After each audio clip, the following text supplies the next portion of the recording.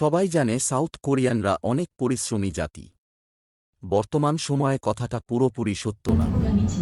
South কোরিয়ার আধুনিক জেনারেশনের বেশিরভাগ পরিশ্রম করতে চায় না।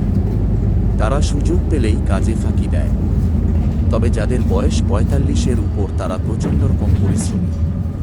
কাজ ছাড়া বসে থাকতে পারে না। এক কোরিয়ান বৃদ্ধকে জিজ্ঞেস করেছিলাম, তোমার তো গাড়ি বাড়ি টাকা পয়সা অনেক আছে, তারপরও কেন কাজ করছো?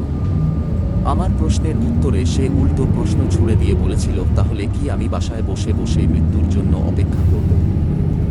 কাজ আমি টাকার জন্য করি না, কাজ করি ভালো ও সুস্থ থাকার জন্য।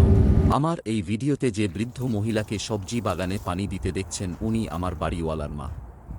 উনাদের ৪টা বাড়ি, বয়স ৯৬ বছর। এই বয়সে যেখানে আরামায়েশ করবে সেখানে বাড়ির সামনের ছোট্ট এই বাগানে সারাদিন কাজ করে।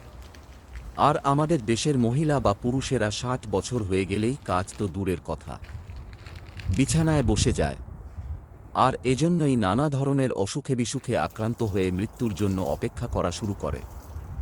কিন্তু তারা জানে না, সুস্থ ও ভালো থাকার জন্য কায়িক পরিশ্রমের কোনো বিকল্প নেই। যত কাজ করবে তত সুস্থ থাকবে।